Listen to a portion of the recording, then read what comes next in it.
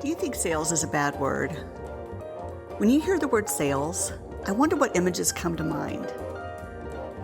Whatever your relationship is with selling, I'm glad you're here. Let's have a conversation about how to sell like a good human. Hi, welcome to Conversations with Good Humans. I'm your host, Catherine Brown, and I'm author of the book called How Good Humans Sell.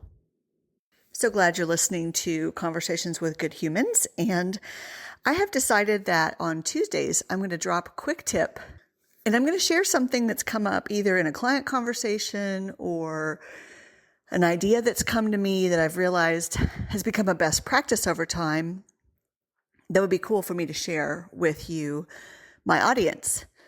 Today, my Tuesday tip has to do with being responsible for your next sales action. Now, one of the challenges I see people have when selling is that because they don't want to be perceived as too pushy, because they want to be seen as a good human, because they don't want to fulfill that negative sales stereotype, they use vague language in their emails and voicemails and conversations when they mean to be more specific. When being more specific would actually benefit and serve your prospect, we want to be more specific. So let me give you an example. Writing and saying things like, let me know if you're interested, is actually not that helpful. We mean it to be nice, but when we're vague like that, especially if this is in an email, when someone does not write us back or respond, and we have been non-specific about the next action we will take, and we say something like, let me know if you're interested, then if we don't hear from them, we actually don't know what it means.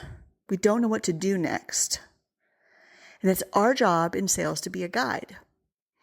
So a way to avoid that whole situation, which I call making it weird, is to be more specific. It's to say something like, I'm curious if you would be interested.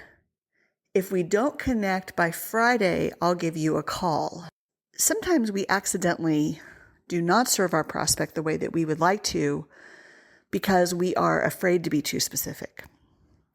But actually, specificity is a gift. Telling people what you will do next, giving them the date, is a gift because we're not inviting people to move into confusion.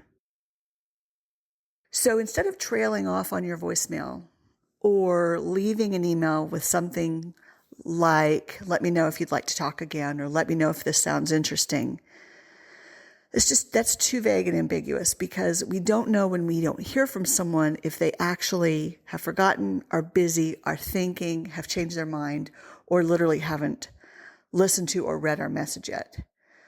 So a way to avoid that is to be clearer, to name what we're going to do.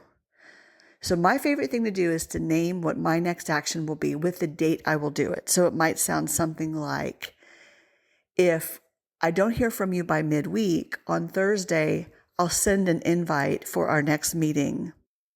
Feel free to counter-propose if the day I suggest is not a good one. But see, then I have to put it in my CRM and on my calendar that I'm going to send a meeting invite on Thursday. That keeps the process moving forward. It makes me fulfill my role as a guide in the sales process. So give it a try. See what you think. I'm interested in your thoughts. Drop me a line at Catherine@extraboldsales.com. If this is helpful, please share this podcast with others and look for more Tuesday tips to come in the near future. Thanks.